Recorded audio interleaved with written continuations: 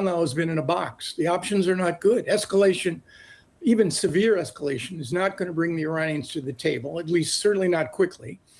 Extrication, simply walking away, is impossible, it seems to me, for this president, or probably for American national interests, which would leave the Straits a sort of ATM machine, and the Iranians want to make good on that as a cash cow. And then there's the prospects of negotiation. We could see a resumption of talks, Fred, but the question is not just getting back to the table.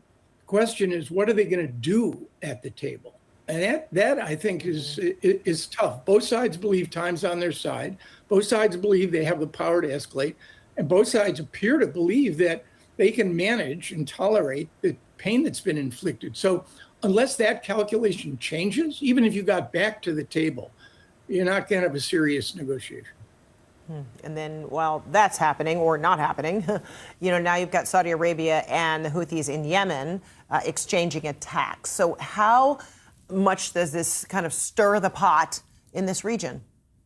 I think it represents an expansion, right? I mean, I think Nick said 5-6% of global oil supply comes through Bab el-Mandeb, the Red Sea.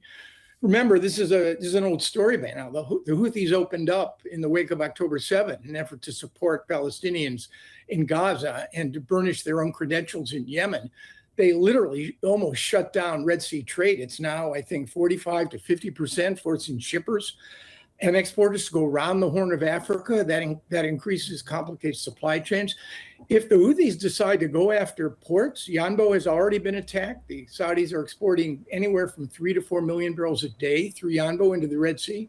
If that's what they do, then it seems to me price of oil, Brent crude, is going to go up. And there's really no end in sight here. Again, I think a rational outcome here is to have both Iran and the U.S. get back to the table. Then the question becomes, can you find a balance of interest on the one issue that seems to be the hardest right now to resolve? And that is, what happens to the Straits of Hormuz? Is it free and unfettered like it was February 27, 28?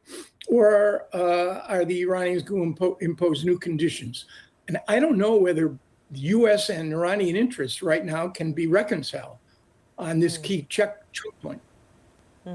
And then this week, another kind of news involving Saudi Arabia, the U.S. signing a deal with that country to develop its domestic nuclear power program. After it was signed, Trump said normalized relations with Israel would be a condition of the agreement. What do you see happening here? Fred, again, I'll say it. You can interpret it as a partisan comment. I worked for Democrats and Republicans, and I voted for Democrats and Republicans. What I saw play out in the last 48 hours is sort of a scene out of a Marx Brothers movie. A 3-month negotiation, even longer, with the Department of Energy led by Chris Wright and the Saudis come to a very detailed, haven't seen the text, but a very detailed understanding on any number of issues. And then the president decides, either because he wasn't briefed, it's hard to imagine that he wasn't aware of the issue of Israeli-Saudi normalization. Right now, he basically has undermined the very agreement he wanted to reach. And frankly, it put me down in the not altogether unhappy quality side of this, because there is no compelling reason, according to this agreement, that the Saudis should be able to enrich uranium, even under American auspices, and control their own fuel cycle. We're at war with a country who is essentially violating the International Atomic Energy Agency restrictions on the issue of enrichment. We do not need to lay the groundwork for another latent nuclear weapon state in the Middle East. All right, more now on the war with Iran and a new front emerging in the region. New video shows smoke rising from an oil facility in Saudi Arabia after Iran-backed Houthis said they targeted the site. The attack comes a day after Saudi forces launched strikes in retaliation for the rebel group's attack on a Saudi vessel in the Red Sea. That clash happening during a rare apparent pause in fighting between the U.S. and Iran after 13 consecutive nights of attacks on Iran. CNN's Betsy Klein is joining us right now from the White House. Betsy, is the administration saying anything about this apparent pause in attacks on Iran or possible talks even potentially with Tehran? Right, Frederica. After 13 consecutive nights of strikes on Iran, a relatively quiet night last night, and no reports of attacks between the U.S. and Iran. Now, this comes after U.S. intelligence agencies had recently assessed that these types of sort of limited strikes that the U.S. had been carrying out against Iran were unlikely to shift Iran's negotiating position. President Trump says that in his view, Iran isn't ready to make a deal yet. And there were some notable comments from White House Press Secretary Caroline Leavitt to the Wall Street Journal earlier this week. She said that the U.S. will continue to hit Iran until they come to the table in what President Trump deems a meaningful way. So we are waiting to see now whether that is indeed the case here. But President Trump offering some insight into his mindset yesterday. Listen. Look, we're talking to them right now. I think they're getting more and more serious as the days go by, for maybe the obvious reason. But we are talking to them right now. Look, there are two ways. I consider that the smarter way, but the other is probably the easier way, doing what we're doing. And we can take that to a much higher level if we want to. You know, we're prepared to do that, as you know. We're locked and loaded. Now, as we are trying to ascertain what to make of this pause in strikes, a senior U.S. official tells me that President Trump has always been clear that his preference is diplomacy, but he has shown Iran what will happen if they fail to come to the table in a serious way, Frederica. Okay, and Betsy, the Pentagon still hasn't updated the website that tracks casualties of war. What more are you learning? Well, at issue here is a website called the Defense Casualty Analysis System that tracks those casualties during a conflict. And the New York Times first noticed this, and they got conflicting answers as to why that had been changed from 18 deaths to 14 deaths this week. 3 military officials had told them that there had been some sensitive discussions about whether to include those 4 fallen U.S. service members who died last weekend in the count, because that had come after President Trump signed that ceasefire deal that ultimately, as we know, had fallen apart. But a Pentagon spokesperson saying in a statement that this was a temporary data disruption that would be resolved. Of course, that was on Thursday. It is now Saturday. I checked just moments before I came on the air. The count is still 14. All right, we're following new developments in the Middle East, where Iran-backed Houthis in Yemen say they attacked an oil facility in Saudi Arabia. The two sides have exchanged multiple strikes in recent days, raising concerns that a new front has opened up in the war. With us now is Brett Bruen. He is a former National Security Council and State Department official in the Obama White House, and he's now CEO of a public affairs company, Global Situation Room. Great to see you. Good to be with you, Fred. So are these strikes between Saudi Arabia and the Houthis now creating among the greatest risks for regional escalation of this conflict? Yeah, Fred, you know, the really interesting dynamic here is throughout the first 5 months of the war, Trump essentially viewed this as, you know, he and Netanyahu versus the regime in Tehran. And yet what is starting to unfold is that there are considerable costs, consequences for other countries. And, you know, if I'm sitting in Saudi Arabia, my frustration level is reaching a peak point. I think it's part of the reason, quite frankly, that that supposed nuclear enrichment deal was reached earlier the week, and then Trump tried to change the terms of it. You know, Trump and, quite frankly, American taxpayers are going to be on the hook for a lot of both the reconstruction of the region, as well as just, you know, obviously this thing continues to spiral out of control, and we'll have to see where it goes. And now, for the first time in about 2 weeks, there were no reported strikes between the U.S. and Iran overnight. Could a pause in fighting be an opening for diplomacy right now, or is this a more ominous sign in your view? It could be. And look, sometimes in these diplomatic negotiations, you want, as a sign of good faith, to say, we will pause for a moment. And that ensures that negotiators in Tehran can gain some level of confidence, perhaps get a deal across the line. But Fred, we've already seen a deal cross the line, and it didn't hold. And I think that has been the real challenge for Trump, Steve Witkoff, Jared Kushner, is how do I get something that is not just strong, but sustainable. And at this moment, and Trump last night was saying, I want all of my demands met. And that just isn't a realistic starting point. And he's obviously been a very mercurial figure, often changing terms, including, as I mentioned, with a deal that he struck with the Saudis. President Trump, he was asked last night, if an exit strategy with Iran is afoot. Take a listen to what he said. There's a military exit where we just keep going just the way we are, and we can even make it a heavier dose, and it's knocking out everything they have. Or there's a smarter strategy, and that's you make a deal, and they want to make a deal. I just don't think they're ready yet. So what do you think? Is it Iran isn't ready, or as some Iranian leadership said recently, that it will not be bullied by the U.S.? So what is happening here? Well, let me interpret what Trump was saying. He essentially is implying that the U.S. will just continue to bludgeon Iran. And we've seen this show just recently in the case of Gaza.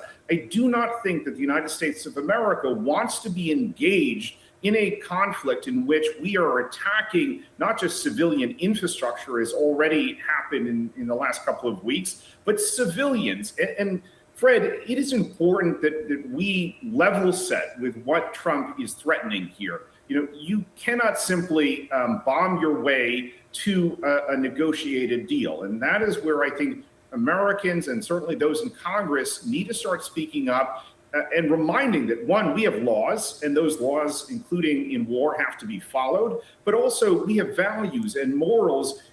And at the end of the day, this is just going to generate more support for Tehran amongst other countries, amongst other groups. And that's worrying from a security standpoint. Okay. And a couple times in this conversation, you've brought up Saudi Arabia, and that deal, the U.S. Nuclear deal or arrangement being made with Saudi Arabia. And I'm wondering, is it your feeling that this comes out of an appeasement, so to speak, but at the same time, then the president, the next day after it was revealed publicly, put a condition in place. So do you see this as a viable path for Saudi Arabia and the U.S. in this arrangement of nuclear enrichment, or is there something else going on here? Well, there is no doubt, Fred, that the regional allies are sending messages to Washington that their economies have been badly hit. There is no Vision 2030 in Saudi Arabia, their big plan for economic growth, with the vision of missiles on the horizon. And so the Saudis, the Emiratis, the Qataris, the Omanis are frantically calling Washington and saying, you are going to owe us for these. We may not necessarily be seeing that in the public space, but the damage to their economies is so great. And the future prospects, even if we get to a ceasefire or a peace deal, this war has created instability. It's created concern in the Gulf.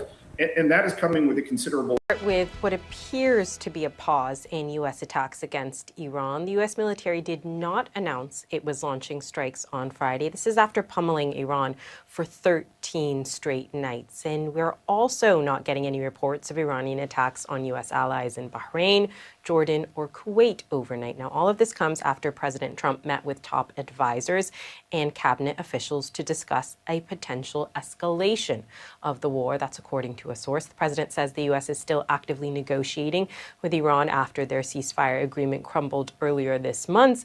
But he also suggested U.S. forces could press on with their campaign and even expand it.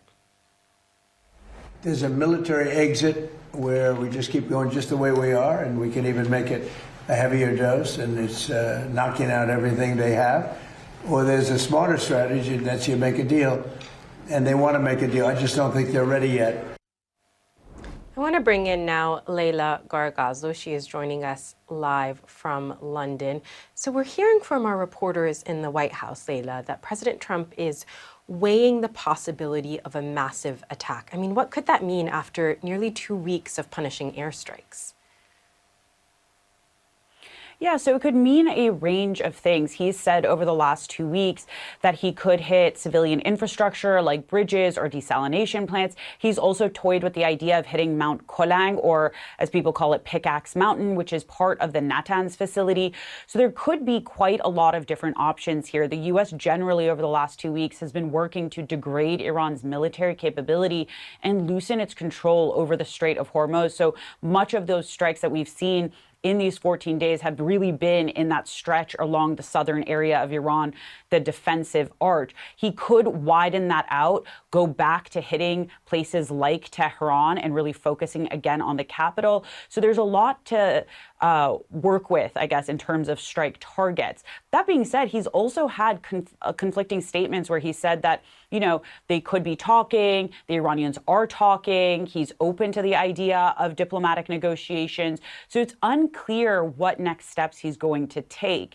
Now, a lot of the analysts and experts that I've been speaking to over the last 2 weeks have said that if the U.S. is looking to have Iran capitulate via more airstrikes and an expanded campaign, that's very unlikely to happen. And the Iranians themselves have said that. They've said that if the U.S. escalates, they're going to escalate in kind. They're not going to sit and negotiate, and they're not going to move those red lines around things like their nuclear program, which is what President Trump says he wants curbed. So it's unclear what a actual expansion of the mission for the U.S. is going to really do. It's not going to necessarily bring Iran back to the table. And one of the things to remember here is that Iran has a very high pain threshold when it comes to these strikes and even things like an economic blockade. So they can go quite a long time with this kind of conflict before it really starts changing their behavior. And it's unclear if the U.S. is going to want to commit to a much broader war and campaign. Salma. Well, so far this morning, Iranian media has not reported any strikes inside the country as the U.S. conflict with Iran continues. Now, CENTCOM also did not report any military action yesterday. That's after the U.S. pounded Iran with strikes for nearly 2 weeks straight. President Trump did say he thinks Iran is getting more serious in talks and try to end the war.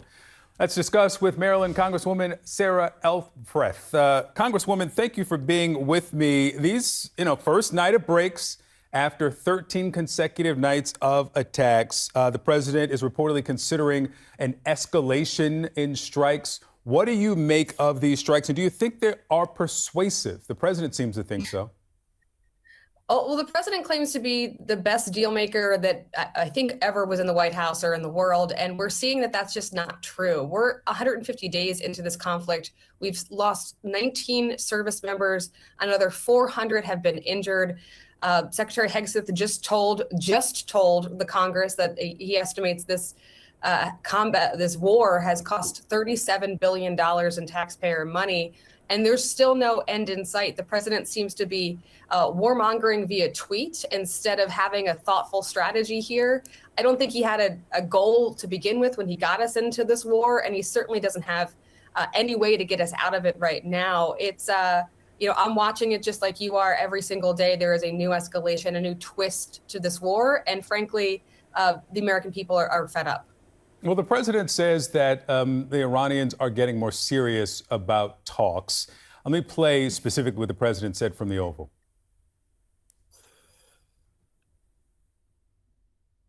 Have you made a decision about the major strikes that you were referring to? Okay. Should we expect to see major strikes? Look, we're talking to them right now. I think they're getting more and more serious as the days go by, for maybe the obvious reason. But we are talking to them right now. Look, there are two ways. I consider that the smarter way, but the other is probably the easier way, doing what we're doing. And we can take that to a much higher level if we want to. We're prepared to do that, as you know. We're locked and loaded. Locked and loaded, and they're getting more serious. What do you believe is the viability of talks at this point? I mean, there was the ceasefire, the memorandum of understanding that was violated or it kind of fell apart within days. What about now? Honestly, I don't think the president knows how to get out of this. And he's just talking out of both sides of his mouth. To your point, he claimed we had a ceasefire. He was the one who violated it. There is no strategy. There is no plan. I didn't feel like there was a strategy to begin with when we got into this war.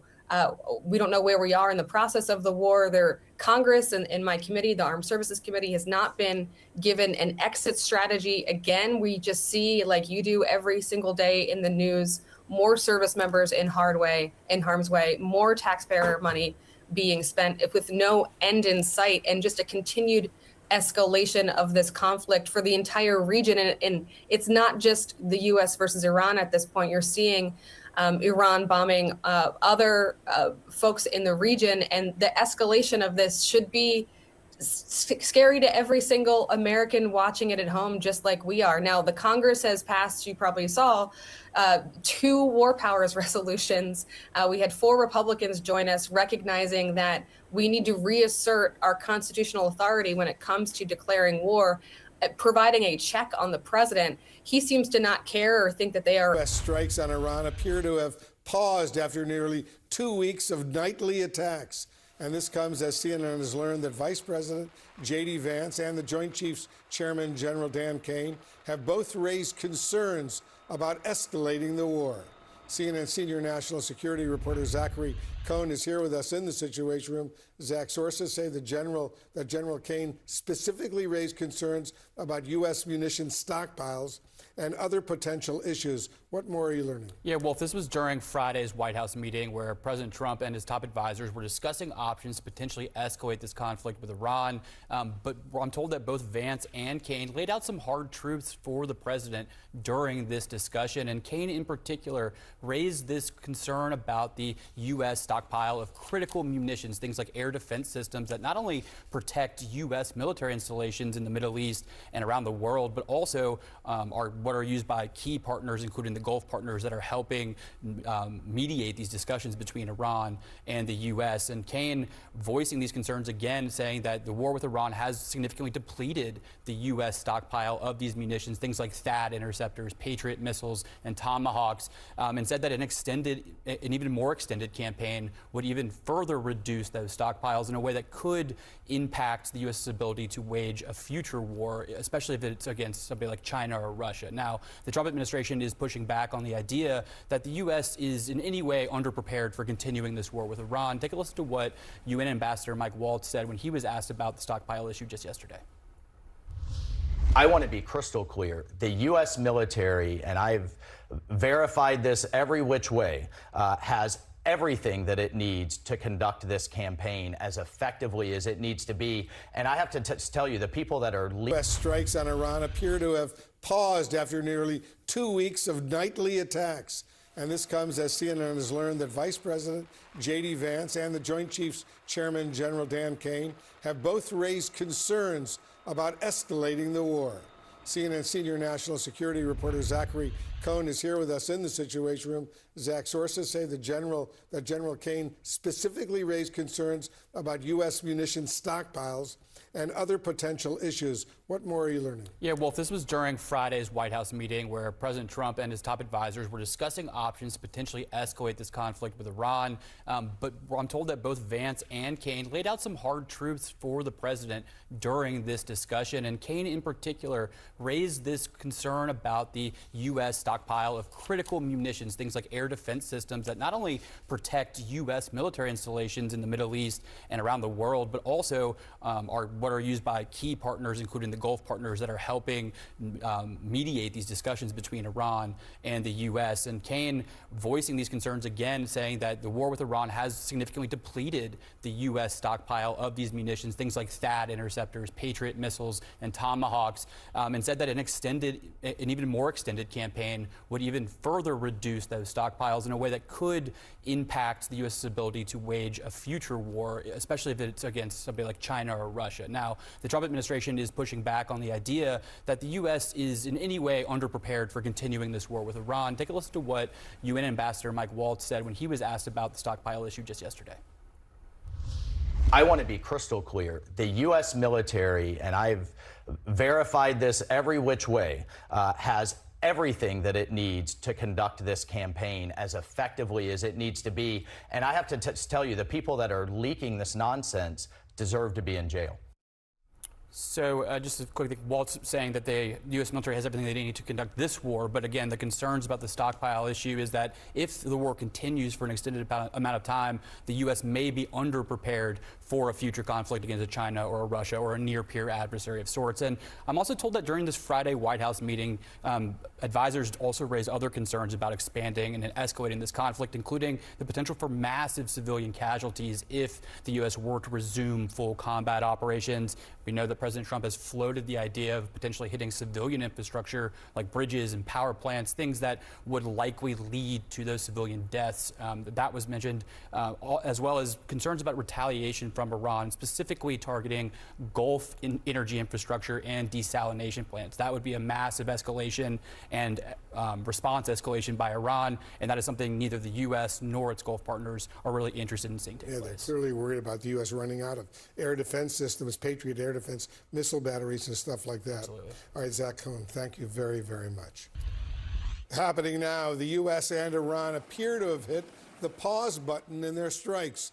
The U.S. hasn't launched any attacks since last week. President Trump says he is giving Iran some space.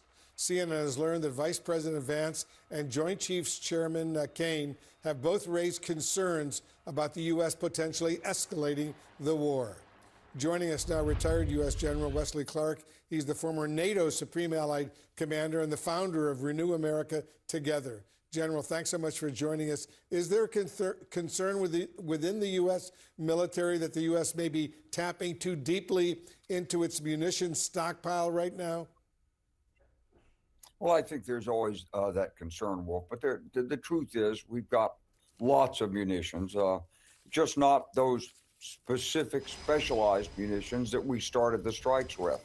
So if you want standoff, precision strike, yeah, we've taken that down. But you take out the radars, you get your aircraft over, you use bombs that have the joint direct attack munition warhead attached to them, guidance system, and you get the same effect. So we're making do with it. That's not the issue, really. Unknown caller. So I want to jump in quickly here as, look, that happens to all of us, right, with our phone goes off. But I want to ask you, General, this about what I talked to the Rear Admiral Robert Lofgren Jr. about a couple weeks ago when I was in the Arabian Sea. And I asked him about this very issue while I was aboard the USS Abraham Lincoln. This is what he said. Tell me more about just the armaments and replenishing them. What has that been like? Has there been some challenges with that? No, we're very fortunate to have, as I said, a really robust combat logistics force out here that's supporting us. We have the ability to move our destroyers into locations to reload their Tomahawk land attack missiles when they were using them during combat operations. We have ordnance support ships that can come out and provide us with additional ordnance here on board the carrier for the aircraft to use. So we're able to reload quite frequently as needed. And we do that regularly as part of our normal logistics efforts out here. So you haven't been in a position where you're like, okay, we're running really low, this is getting dangerous. No, that has not been a problem for the carriers or the destroyers out here. So obviously when I was on that aircraft carrier, this admiral didn't seem to believe that stockpiles and reloads were a major issue. But how quickly can that change? Well, to rebuild the stockpiles for some of these munitions, it might take a couple of years. But, you know, this is really dodging the issue, if I could be so forward as to say that. The real thing here is we're at a turning point. We've got to either make up our mind to really go in and fight and defeat the IRGC, or we've got to find a way to gracefully excuse ourselves from the combat and moving forward by pausing for discussions, bombing a little bit, pausing for discussions. Wolf, I was alive. I was a West Point cadet watching this in 1964-65 in something called Rolling Thunder, where the Johnson administration did the same thing in Vietnam. And the truth about it is this is exactly unfolding the same way. So you go into something, you say, nah, it's not that serious. Maybe it's a skirmish or something. Maybe we'll get through this. And so you don't make the critical, hard decisions. You're worried about China. You're worried about Russia. You say, we're going to get through this. And then deeper and deeper and deeper. So in Vietnam, we did bombing pauses. We hoped it would bring negotiations. Of course, it doesn't. When you do a bombing pause like this, what you're telling the enemy is, I need your help. Please get me out of this fix. If they wanted to negotiate, they would have come to us. And there would be no reason to have a bombing pause. But this is an indication to the Iranians that we're weak. It's an indication to China and Russia that we're weak. And Wolf, what we learned about the American people during the Vietnam War, and is they will tell you this: either get in or get out. You may not be able to find a middle ground, and I know we're searching for that. But the fact is that the Iranians still have their missiles. The Chinese and Russians are supporting them. We have not isolated Iran from outside assistance. The IRGC feels that they're winning. We have not opened the Strait of Hormuz. And so from their perspective, they're on top. We're the demandeur. We're asking for them to sort of help us out of this fix. And they're pretty angry. We've killed their top leadership, and they've had a 47-year campaign to go after America and Israel. They think they're winning. So I think we have to really pose this in the starkest terms to the American people. It's a get in or get out time. It's really not about the munitions. It really isn't. Is President Trump, General, running out of good options as far as Iran is concerned? Well, he's certainly running out of easy options. There are always options in something like this, but there's certainly a cost. If you stop right now, there's a big cost. That cost is our relationships in the Gulf, our support of Israel. It's certainly a cost politically in the United States for doing this, and a cost to the U.S. economy, because these nations in the Gulf put a lot of money and trust in the United States. If we don't support them and don't defend them as we promised, that money, that influence is going to a different direction. And obviously, China and Russia will read this, so it has global implications. So it's really consequential if you say, okay, we're getting out. But if you go forward and you start putting ground troops in there, and you can't handle those missile cities, and you're not prepared to go all the way, and you don't tell Russia and China to back off, you're just creating a morass, a real quagmire, because they are enjoying seeing the United States embroiled in this right now. Yep. They're feeding information in, rocket fuel in, technology in, drone motors in. They like it. So this is a real decision point for the United States, and there aren't any easy options at this point. Former Deputy Assistant Secretary of Defense for the Middle East, Dana Stroll. Dana, thanks so much for being with us. Do you see any significant progress as being possible during this? I'm not sure what to call it. It's sort of a pause in fighting. Not sure it's a formal ceasefire, though. They're talking and fighting and talking. And no, there's not going to be significant progress here on the big issues, which are why Trump went to war in the first place: the nuclear program, the ballistic missile program, and the support for terrorism. But where we could see some marginal progress is on why the MOU broke down in the first place, which was about freedom of navigation in the Strait of Hormuz. There was ambiguous language in the MOU. Both sides thought they had the upper hand here. The Iranians started shooting and Trump fired back. So if there is some semblance of freedom of navigation through that critical waterway, then that would be marginal progress, and I would say it would be worth it. What do you think about his argument on munitions and the supply right now? That's a big concern of mostly Republicans. We've heard it from some Democrats too, but the president is blaming Joe Biden. I wonder, what is the actual status of that, and where does the blame lie? Well, first of all, no one knows the status of our munitions stockpile, nor should they in the open source classified numbers. We wouldn't want our enemies like Iran or Russia knowing those numbers. And the reality is the United States military has been helping Ukraine and Israel for years now out of its own stockpile. and our own defense industry has been rushing to keep up here. And the challenge in the Middle East is both the U.S. military stockpiles, but also the missile interceptor stockpiles of our partners who have been on the receiving end of Iranian retaliation. And our defense industry right now can't keep up. So these are critical issues, not just for how we protect our own forces, but how our partners across the Middle East protect themselves. Do you think Iran is using this time to restock its own arsenal? They're absolutely going to do that. Every time there's a ceasefire, Iran is going to reset its forces. We saw them do it after the ceasefire, before this latest flare-up. They're going to do it again. Now the question is, can Russia and China meaningfully help them, or are they going to be able to reset just with what they have in country? And I think we're going to see them do that.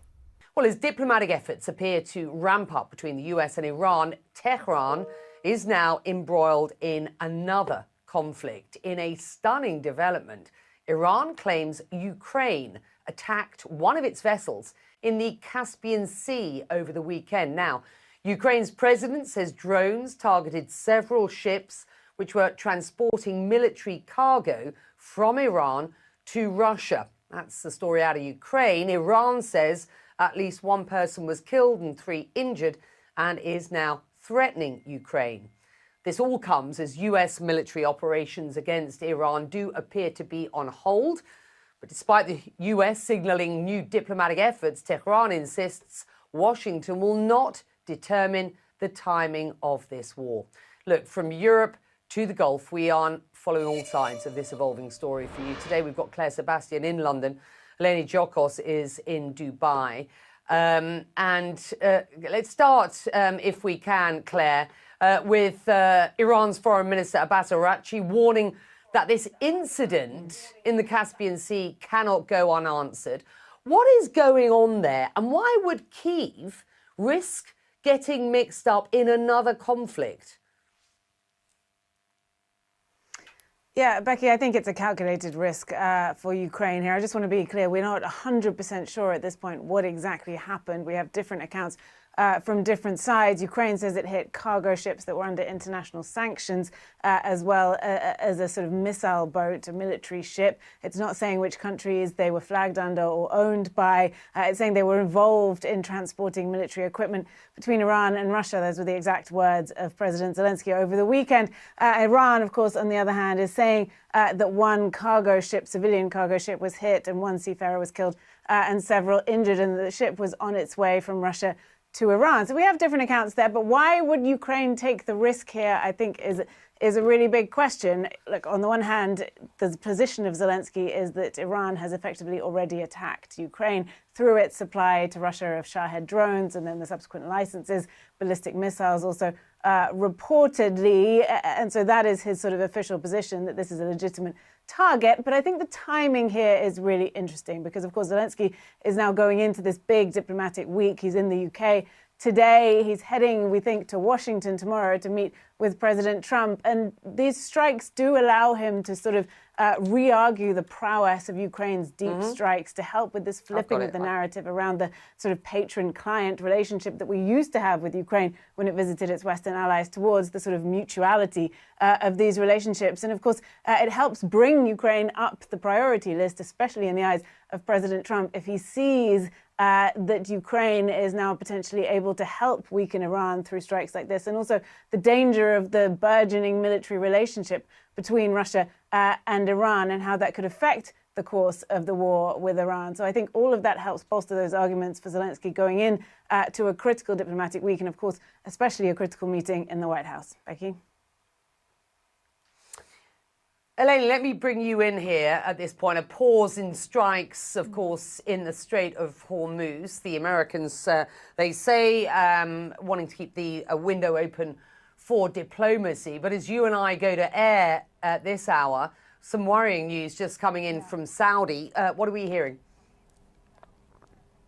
Yeah, so Saudi Arabia air defenses activated. They intercepted incoming drones, Becky, from Iraq. And the Saudi Ministry of Defense saying that these are Iran-backed terrorist militias trying to target attacks on oil capabilities, refineries and assets in Saudi Arabia. That news just coming in from the Saudi Defense Ministry. These oil facilities are specifically in the eastern province and in the Riyadh region. Now, keeping in mind, over the weekend, we actually saw an expansion, including Saudi Arabia, where the Yemeni Houthis, which is an Iran-backed proxy, targeted another vessel in the Red Sea, a Saudi vessel.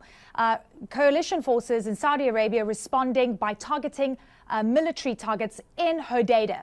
The Houthis say it's escalation for escalation. They targeted Yanbu and then they targeted the Jazan province. We have seen satellite imagery of black smoke billowing from Jazan province, Becky, which basically shows that perhaps there is a facility, an oil facility, that has been set alight, that has been impacted by these strikes. Then hearing the news today from Saudi Arabia's Ministry of Defense that more drones coming in, this time from Iraq.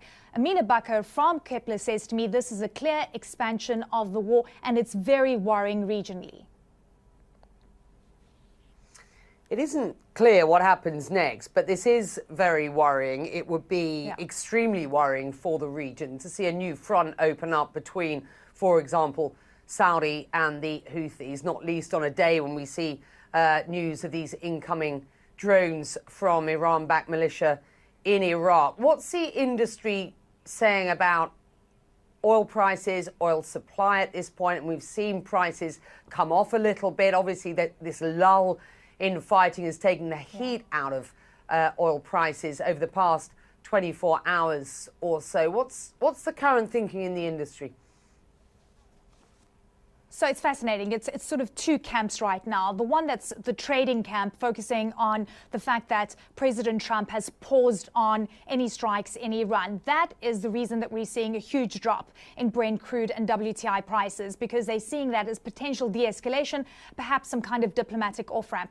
The reality in the Strait of Hormuz and Bab el-Mandeb Strait, completely different. I spoke to Maersk CEO a little earlier today, and they were looking at the data. In the Strait of Hormuz, over Saturday, Sunday, and today, there were only 78 vessels, Becky, that transited the Strait of Hormuz, 58 of which are the ones that were not flagged by Iran.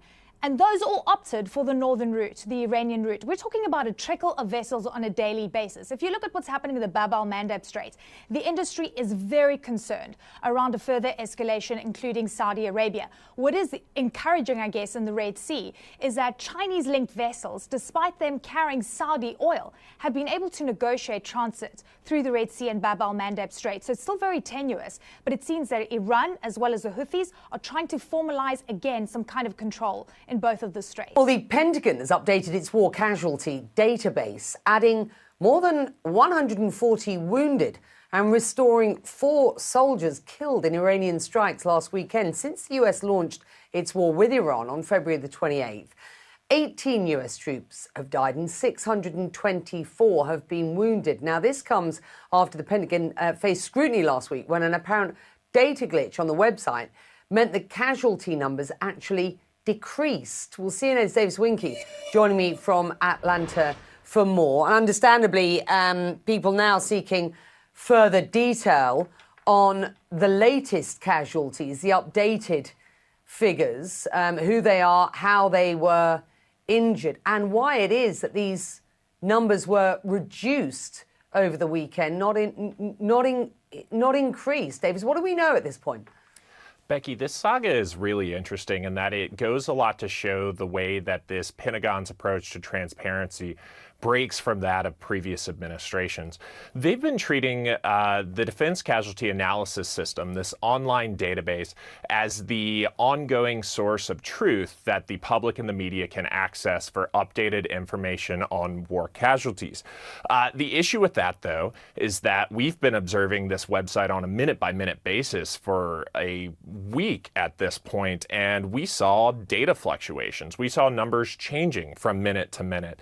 And those fluctuations, when they would appear on the website and be reproduced by people who are looking to it as the source info for casualty info, led to widespread scrutiny, whether it was from the media, and it also came from some lawmakers. The 12 Democratic senators on the Senate Armed Services Committee wrote a letter to the Pentagon, the Defense Secretary Pete Hegseth last Thursday, demanding answers on the issues with the database. They updated it over the weekend to add these additional casualties, as you said, and they also added a new category called overseas operations, which is distinguished from their Operation Epic Fury category, Epic Fury being the first phase of the Pentagon's war with Iran.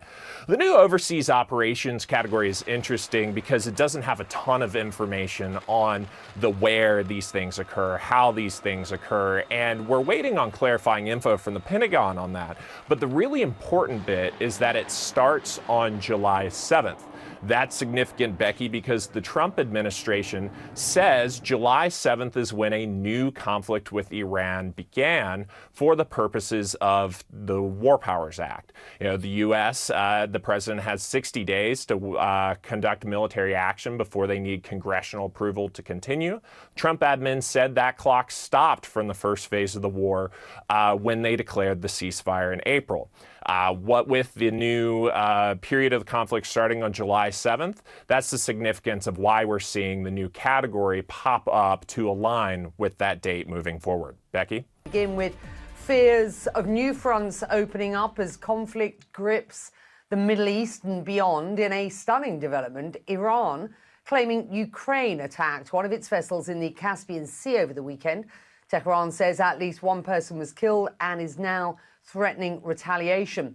Fighting has also intensified between Saudi Arabia and the Iran-backed Houthi rebels. This image from NASA appears to show a plume of smoke rising around a Saudi refinery after the Houthis claimed strikes on Saudi infrastructure. All this despite US military operations against Iran appearing to be on hold. But even though the US is signaling new diplomatic efforts, Tehran suggests otherwise. No, do not pay much attention to the media speculation. As I said, we currently have no negotiations with America. The negotiations that we have, and which may genuinely be subject to different interpretations, are the negotiations we have with Oman. They are focused on creating the necessary arrangements regarding the Strait of Hormuz. Well, Nick Robertson has the regional reaction. He's in Jerusalem for you today, while Zachary Cohen is in Washington. Nick, let's start with you. And what do we understand happened in the Caspian Sea, and how concerned should we be at this point about this conflict, that between the US and Iran, expanding into a new front?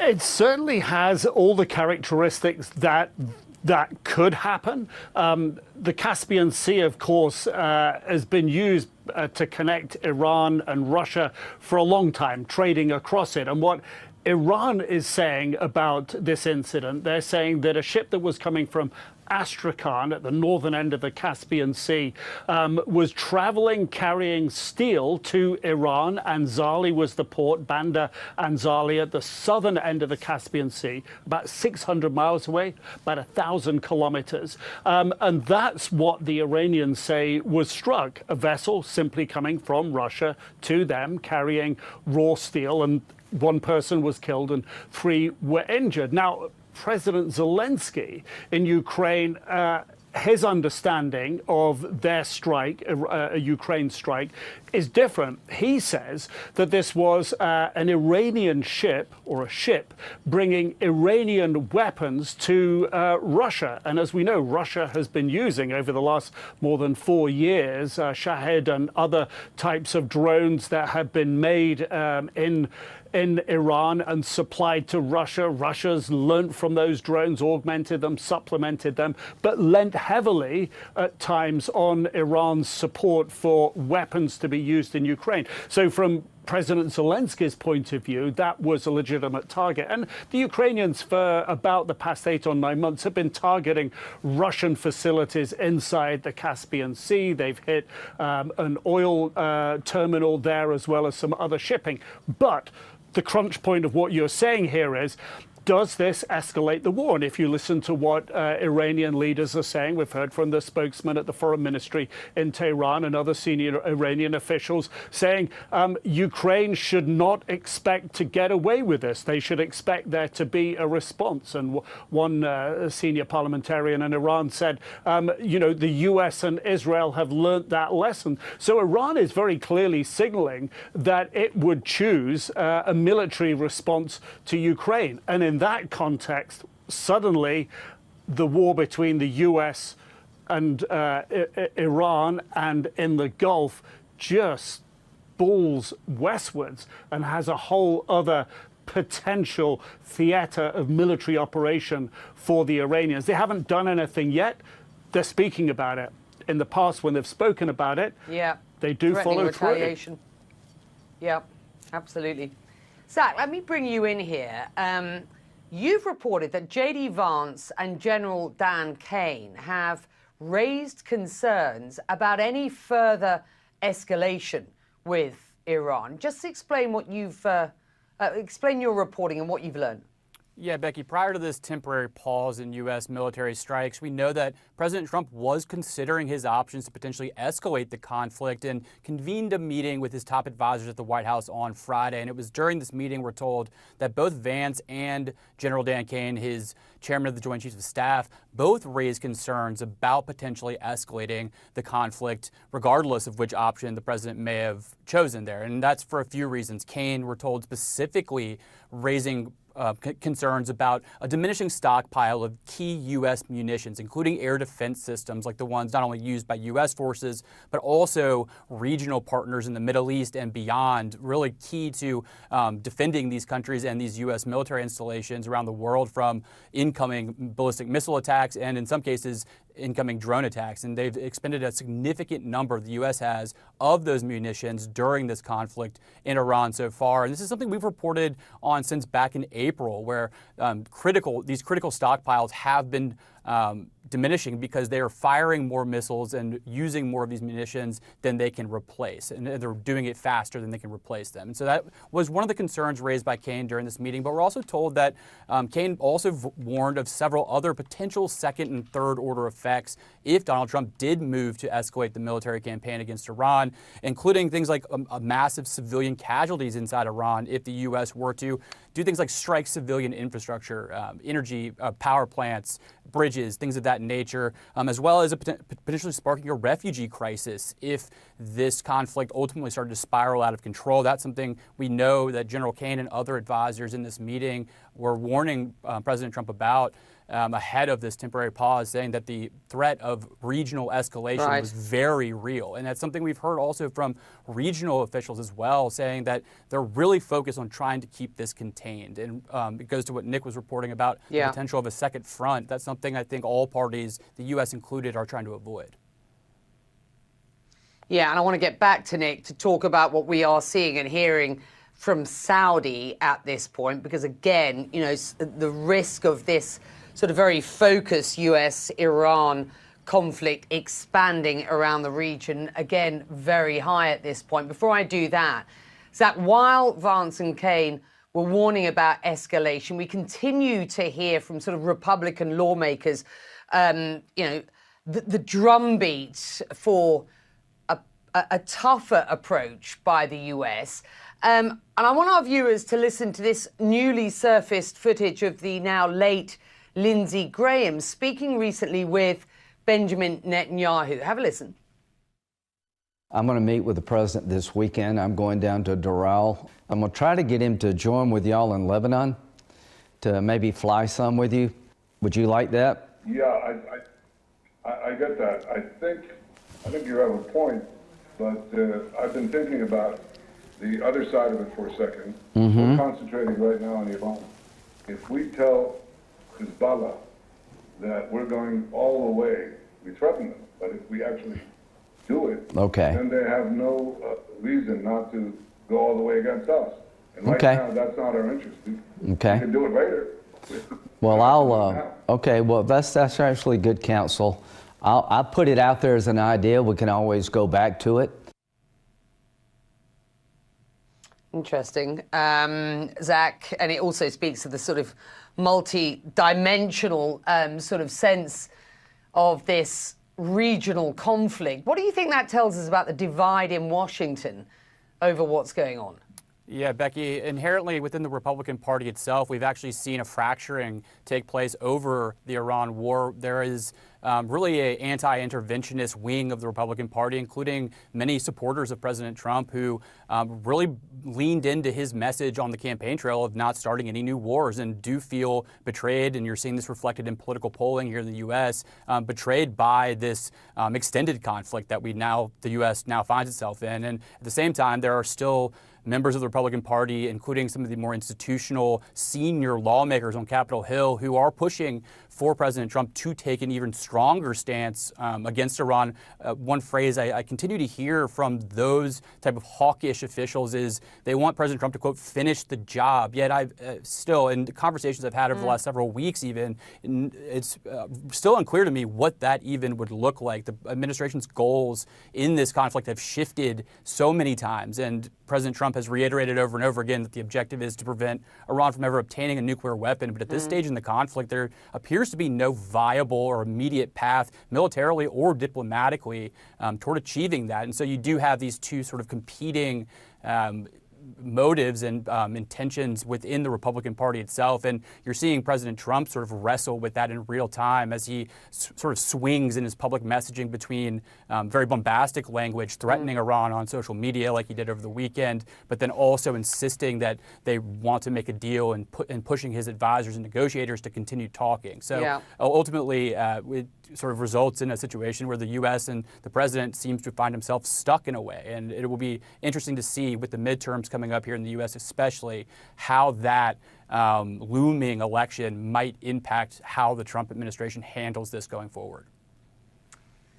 And it's a question that people around the Gulf region, the GCC, are asking themselves too. Nick, it is the Gulf, of course, and Lebanon, which is still in the crosshairs. And I've got to get your response today to what is going on in Saudi. We have seen strikes claimed by the Houthis over the weekend on oil infrastructure there, and some reporting today that has been responded to by the Defense Ministry in Saudi of drone attacks by Iran-backed militia from Iraq. What's your perspective on what we are seeing in that front, as it were? Yeah, it's complex. Let's try and boil it down and make it simple. Take the big picture look. Saudi Arabia, massive country on the Arabian Peninsula, massive amount of oil wealth underneath its ground, significant number of oil terminals scattered all across the country in the east, in the sort of northeast, and other vital places across the country. Yet on its longest borders, to the north, Iraq, it has the hostile Iran-backed Iraqi, the long border in the north with Iraq. It has the hostile Iran-backed Iraqi militias that have a history, and a very recent history even today, of attacking Saudi Arabia. It has a huge long border with Yemen in the south, where the Houthis hold sway, and the Houthis, as you say, over the weekend targeting a Saudi oil refinery in Jazan, putting a sort of a dent in its oil storage capacity there, sending plumes of smoke for many tens of miles, if not 100 miles or so, out into the atmosphere. And then just across the Persian Gulf, the Arabian Gulf, if you will, again, essentially a long sea border, but across the other side of that border is Iran. Saudi is surrounded by potential adversaries, and they all link back into Iran. So Saudi is in a very difficult position when it comes to how to respond. It needs its Gulf allies and partners. It's warming its relationship with the UAE. It depends on the United States. It has a very sophisticated air force, but its problems cannot be solved simply by air force strikes. this is a situation now where the Saudis must consider very carefully who their friends in the region are going to be. And this gets to what the Abraham Accords that we know Prime Minister Benjamin Netanyahu's left here today. He'll be in Washington tomorrow. He'll be pushing that issue with President Trump. It's very critical for the Saudis how they respond to these different adversaries, because all three can team up at the same time. And going back to their oil facilities around the country, that leaves their wealth incredibly exposed. They don't want to lose the ability, and they've been targeted many times before, to produce their oil. That's their future wealth. That's their dilemma at the moment, Becky. It's good to have you both. Thank you. I want to introduce into the show this hour a good friend of the show, Jasmine El-Gamal. She's a former Middle East advisor for the US Defense Department, the founder and CEO of Averos Strategy. She's also the host of the podcast, The View From Here. She joins us from London today, and it's great to have you. We've just been, I hope you heard, talking there to Zach and to Nick. Washington perspective from Zach, and Nick giving us a sense of what he sees around the Gulf region, not least the thinking for Saudi now and going forward. There, as we enter what is the 6th month of this sort of wider US-Iran conflict, if you want to call it that, what do you make of where we are at? Becky, it's so good to be with you, as always. Thanks for having me. I think if you look at the trajectory of this war, it really has gone from President Trump saying that this is going to be a regime change war, saying that to the Iranians that the US was there to help was on its way, talking about the nuclear program as one of the top priorities of the United States, to now where we have this incredible and incredibly delicate convergence of factors and actors that have turned this into something completely potentially unmanageable if President Trump doesn't kind of take the opportunity to reset. Now, what I mean by that is that there are so many actors now involved. You're talking about Iraq, we're talking about Saudi Arabia and all of the different threats that it faces that Nick so clearly articulated. Kuwait, Qatar, all of these countries that are now looking around them and seeing myriads of threats and trying to figure out how they are going to move forward, dependent on the US and the way it sees the way forward. Is the US going to continue to escalate, or is the US going to understand that the only solution here is a diplomatic one? But you also have two domestic factors that are thrown into the mix, which is the Israeli elections and the US midterm elections that are both coming up. And we can't discount the political factors that are influencing some of these decisions that have to be made. So the more factors that are introduced and that have been introduced into the mix over the last several months, the more complex and difficult it becomes to solve the issue, because then it becomes about so many different issues. And that's what President Trump, the Iranians, all the actors are dealing with right now, is how to prevent escalation and start looking at all of these different variables and trying to find a diplomatic way to resolve them. It's a very tall order, Becky, and it's a huge challenge. And it's a very, very delicate moment, like I said. And Jasmine, you will be keenly aware, as I am, when you talk to people around the Middle East, that you get this sort of and certainly have done for about the last 2 or 3 years, this prevailing sort of school of thought that there is an opportunity to navigate a new Middle East, certainly from the perspective of Gulf countries, of Iraq, Lebanon, Syria, Jordan. But that necessitates dealing with Iran. And so to a degree, what has happened with Iran was sort of expected and encouraged to a degree by countries around the region, although this is sort of the worst case scenario that we've got now into this sort of frozen conflict. And so what happens next, particularly for these Gulf neighbors, is really, really important. CNN reporting that J.D. Vance and General Dan Kane have raised concerns about further escalation with Iran. I wonder whether you see this as pointing to divisions in Washington over how the US goes about this war, how Tehran might view those differences, and the fact that we are 100 days out from the midterms makes any difference at all at this point. Right, Becky, you bring up two very important points here. One is the shifting dynamics in the region and what is happening within the region, within relationships between different countries in the region in terms of how they want to try to address these issues, and also what's happening inside of Washington. And again, those two dynamics are linked.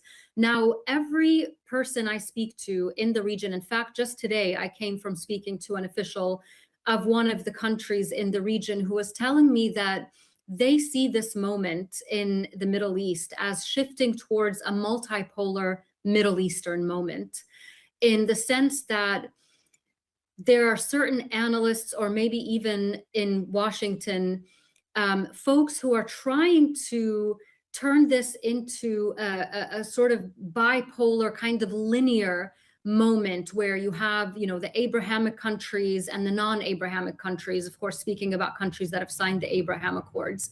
But the issue is so much more complex than that, because if that framing, if you look at it from the framing of the Abraham Accords, which is what Israel wants, what Prime Minister Netanyahu wants, and what President Trump has recently restated when speaking about the Saudi nuclear deal, you're really making Israel the center of the region and regional concerns, when actually regional concerns are much wider than that. It's about energy diversification, it's about Iran, the relationship with the US, and so many more issues. So so it's important, I think, to kind of take a step back and look at this from this multipolar perspective. Now, when it comes to the conversation in Washington, you're absolutely right that there are two minds right now. One is military action is not working. More of the same is not going to get us closer to what we want to do, which is open up the Strait of Hormuz by force. And that's what General Kane is saying to President Trump. He's saying, look, we can continue to do this militarily, but it just won't get you the response that you want. And then you have those who are arguing for that stepping back that I'm talking about, looking at the issues holistically, looking at the concerns of countries in the region, what Iran wants to gain out of this, and understanding that a diplomatic solution where you bring all of these actors together. And by the way, Qatar and Oman continue to be very active in putting ideas on the table, that is the way forward, is to look at those ideas, examine them, give them the time they deserve, and start moving forward diplomatically, as opposed to this uncontrolled, potentially escalation that we're seeing in the region right now. It's absolutely fascinating, and the weeks and months to come will be so telling, I think. Look, meantime, in the next 24 hours, we have got Benjamin Netanyahu heading to Washington. Is it clear at this point what his message to Donald Trump will be? What are his intentions with regard Israel's involvement in what is going on? It's stepped back to a degree from the Gulf region, although clearly still very primed on the Lebanon file. What's your sense? Well, again, you can't separate Prime Minister Netanyahu's conversations with President Trump from Prime Minister Netanyahu's electoral campaign within Israel. And so if you look at his messaging, Becky, he's really framing this visit as a mission. And he used those words. He said this mission to go to the United States. He made sure to mention in his social media post about this visit that it was his 8th visit to the United States, that it is more than any other international leader. So he's really, after weeks and even months of reported tensions between the two leaders is trying to relay that message to the Israeli public that he has a very close relationship with President Trump, and that it's a consultative relationship, that he's going there to represent Israeli interests and the interests of the state of Israel, but he is also consulting with the US president on the next steps vis-a-vis Iran. Now, whether he is able to convince President Trump to continue to put on the pressure militarily remains to be seen, because this time, given everything we just talked about, Becky, about the potential for uncontrolled escalation and all the different factors that abound, Prime Minister Netanyahu's arguments will be met by very staunch objections and alternative viewpoints from people like General Kane, J.D. Vance, who are saying, look, you've made this case for military action. Look at where it's gotten us. More of the same is not going to work. So this is going to be a really interesting, potentially consequential meeting, both for the way Prime Minister Netanyahu is positioning himself back home, and also for the way forward with the Iran war. And of course, Lebanon as well. You mentioned that in your conversation earlier. Lebanon is also going to be a very important topic in this discussion. And Netanyahu's visit comes on the heels of President Aoun's visit to Washington, D.C., where they had their own conversations, the Lebanese, with the president, making the case for their own national security interests and what they need from the U.S. in the region. A pause in U.S. airstrikes on Iran amid signs that the war could expand on a new front. Iran is now threatening Ukraine after Kyiv attacked an Iranian vessel in Caspian Sea, the route for much of the country's trade with Russia. Iran says the incident cannot go unanswered. At least one person was killed. Ukraine says it struck ships in the waterway transporting military cargo from Iran to Russia. Now, this all comes as U.S. military operations appear to be on hold for a third night. Washington says it's meant to create space for diplomacy. Iran says it will not allow the U.S. to determine the timing of the war. International diplomatic editor Nick Robertson joins us now from Jerusalem. Good to have you with us, Nick. So after 2 intense weeks of strikes and counterstrikes between the U.S. and Iran, we have this pause. What are you hearing on the ground as to the reason for this pause in operations, and where is diplomatic talks at right now? Yeah, I think it's broadly understood that the opportunity was given for diplomacy. Certainly that's what we've been hearing from the White House. And the diplomacy that sort of took place during that pause was a team from Oman going to Tehran. They went Friday, they left late Saturday. And they were talking about the Strait of Hormuz, and they're talking about how it's going to be controlled in the future. It's not clear what the output of that meeting was. There was progress, according to the Iranians. It was, there are technical and political talks ongoing subsequently. The Iranian foreign ministry spokesman said at the weekend, but we've subsequently heard from Iranian officials that there's actually no peace talks going on at the moment. And the Iranians have doubled down on their message of blocking ships that are not following their instructions, their legal writ to go through the Strait of Hormuz. 6 ships, they say, have been forced to halt their efforts to get out of the Strait of Hormuz. So it does appear that what was happening in that diplomatic space, we haven't heard a final view from the White House about it, but it doesn't seem to have unlocked the key thing, which was how to proceed, how the United States and Iran can come to an agreement over the Strait of Hormuz. It's not clear how much longer that pause will go on, and it's questionable what that pause means for the wider region. We've just had in the past hour or so drones flying from an Iranian-backed militia inside of Iraq targeting a Saudi oil refinery. And it's not clear yet. Saudi defenses were put up. It's not clear yet if any of those attack drones were able to get through. But if they did, or by virtue of that particular strike itself, it shows that Iran's proxies in the region are still hitting the economic interests of the United States allies in the region. So it's not clear kind of where that ceasefire or pause stands right now. Right, yeah. So despite what appears to be a quieter battlefield, you've got this conflict expanding geographically. You mentioned the Houthi rebels accused of striking Saudi energy infrastructure, but also I mentioned earlier Ukraine being accused of targeting an Iranian vessel in the Caspian Sea. What does this all say about the risk for greater escalation involving more countries?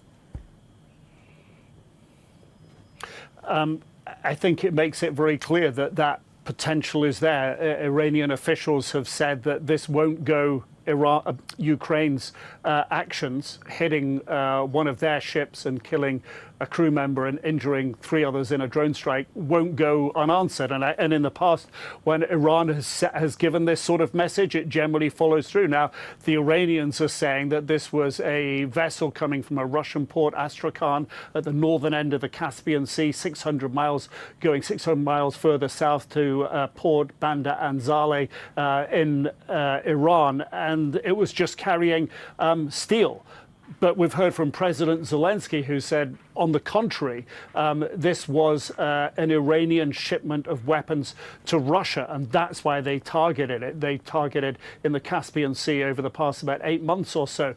But it's been very well clearly documented that Iran, almost since Russia's war began in Ukraine over 4 years ago, that Russia has been relying on Iranian-made drones and weapons support in that war. And for President Zelensky, that makes it a valid target. So there's contrary messages. But if the Iranians say they're going to strike back, that speaks to a further potential expansion of the war fronts here. The whole issue, the whole tensions over the Strait of Hormuz, over Iran's nuclear weapons, over its proxies like the Houthis, the sort of threat that they have to the region, it is all still very, very much in play. And I think what we're witnessing at the moment is it just bubbling up in different areas, even though the main protagonists are on a pause. All right, Nick Robertson for us. All right, turning to U.S. military operations in Iran, which appear to be on hold amid signs that the war could expand on a new front. Tehran is now threatening Ukraine after Kyiv attacked an Iranian vessel in the Caspian Sea, the route for much of the country's trade with Russia. Ukraine says it struck ships carrying military cargo from Iran to Russia. Iran also says that it will not allow Washington to determine the timing of the war as the U.S. pauses its airstrikes. The U.S. ambassador to the United Nations says President Trump is creating space for negotiations. What the president is doing right now, as we've seen all along, is giving some talks some space. Talks are ongoing. They're happening at every level. Meantime, global oil prices are sharply lower amid the pause in the Iran war. CNN's Anna Kupin joins us now from London, and we see how delicate the reaction from traders is to the constant news coming out of the Middle East. As soon as there are signs of perhaps more diplomacy, we see a drop in oil prices. When things turn escalatory, they turn around. Just give us a sense of how traders are analyzing all of this. Yes, well, you're right. It's really sort of very Groundhog Day at the moment. Just a few days ago, we saw oil above $100 a barrel, that real sort of milestone moment. Now it's down, Brent, the global benchmark, down to just under $90 a barrel there. And there are, there's reasons why this is the case. Clearly, there's been a lull in the fighting, and this is a cause for relief among traders. But there are some more structural reasons as to suggest that we're in a position that's slightly, and I emphasize slightly, more positive than we were just a few weeks ago. Parts of the world have gotten used to lower demand for oil in some cases. And then also, during the time that the Strait of Hormuz was kind of basically open, we got over 200 million barrels of oil out. That's according to Lipo Oil Associates. Now, that covers global supply for around 17 weeks. And so that's good news there. China as well has been drawing down its massive stockpiles. We have release of oil from strategic oil reserves across many countries. So this has all been happening on the backdrop. These are bright spots, Biana, however, on a backdrop of a real negative situation. And we've seen over the weekend just a trickle of ships get out of the Strait of Hormuz. Iran as well saying that, the majority of those ships are moving through this approved corridor. Iran clearly still has a grip over the Strait of Hormuz. And then also this war has opened up on a second front in the Bab el-Mandeb Strait. We've seen Iran-backed Houthi militants claim to have attacked Saudi oil tankers, and this is the only way that Saudi Arabia can get out a big chunk of its oil. So yes, we're seeing lower demand in some places, countries drawing on stockpiles, but fundamentally the relief that we're seeing today in the market will probably be quite short-lived if we are to see another protracted closure of the Strait of Hormuz, Biana. Yeah, we're already seeing reports of Saudi deflecting, shooting down missiles coming from what is thought to be the Houthis right now as well. Anna Kubin, thank you. Well, as the war with Iran drags on, new worries are emerging. During a meeting on Friday with President Trump, sources tell us the vice president, along with the chairman of the Joint Chiefs of Staff, raised concerns about escalating the war and the strain it's putting on U.S. weapons stockpile that is getting quickly depleted. Meanwhile, the Pentagon is revising its casualty numbers after coming under fire last week for being slow to update. It reports at least 18 U.S. troops have now been killed and more than 600 wounded since the war began February 28th. CNN's Kevin Liptak joins us from the White House with more. So, Kevin, the president seemingly reversing course. It appeared he was gearing up for a major military escalation just a few days ago. And per reporting that CNN has done along with other media outlets, there were a couple of top-level officials who warned him that the stockpiles, in particular interceptors, are running and depleting rather quickly. Just talk about how that may have influenced his ultimate decision. Yeah, and there were multiple concerns raised in this meeting on Friday that the president convened with his national security team. And in particular, you heard the Vice President J.D. Vance and General Dan Kane, the chairman of the Joint Chiefs of Staff, both raised their misgivings about a potential escalation in the conflict, which President Trump had been previewing publicly and which he seemed poised to give the go-ahead for heading into the weekend. And Dan Kane in particular did raise some of these concerns about dwindling stockpiles of munitions, and in particular the air defense interceptors that the U.S. has used over the course of this conflict to intercept ballistic missiles that Iran has been firing towards American positions in the region. And you saw how that ended in tragedy when that base in Jordan was targeted, that led to the deaths of 3 American service members. Now, we have known for quite some time that this is a concern inside the administration. There's one group in Washington, the Center for Strategic and International Studies, that has estimated that the U.S. has used 1,500 Patriot interceptors over the course of this conflict, which would leave about 1,000 remaining. And it's an extraordinary number when you consider these costs. The interceptors cost about $4 million a piece, and some of what they're being used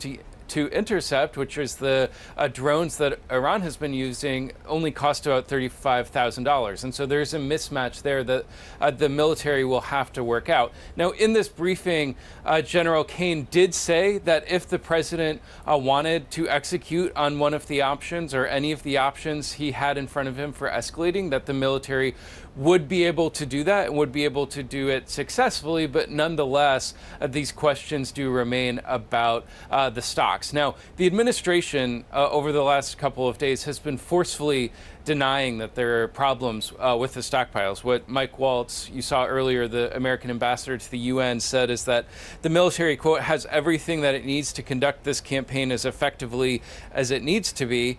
But he was also saying that anyone leaking information about the stockpiles deserves to go to jail. And I don't think it's a crime to leak false information. And so there is, I think, clearly some concerns bubbling up underneath the surface.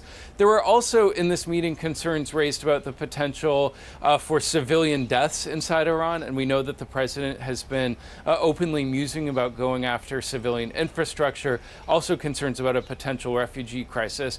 And I think perhaps the biggest concern of all, aside from the stockpiles, is that this may not eventually prove effective in getting the Iranians back to the negotiating table, which is what the U.S. wants to see here. If the president is to see this war come to an end. And so I think a lot of questions about whether the president has completely ruled this out. He told Axios earlier today that he would pull the trigger on a major escalation if the Iranians don't come back in a meaningful way to the negotiations. And so it still seems as if it's an open question where this is all heading, but the president holding off on that intensification, at least for now.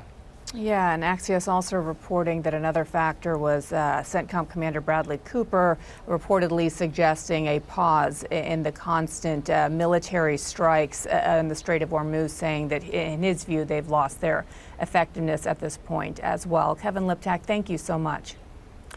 For more on this, I want to bring in retired U.S. Army Lieutenant General Karen Gibson. General, thank you so much for joining us. So you just heard that whole setup about the reporting over the weekend. The White House is disputing that, saying there's no stockpile issue, and that if the president were wanting to re-engage once again in a massive kinetic strike and campaign, that he has all of the resources and assets that he needs. So which one is it, in your view? Well, I think both could be true.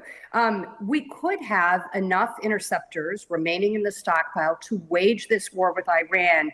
But one problem is that these are not just used for this current conflict in the Middle East. This is a weapon system and a munition that we provide to allies, to Gulf partners across the region, to Ukraine, and to East Asian allies. And the shortfalls within the defense industrial base have been known for years. They long predate this administration and the one before it.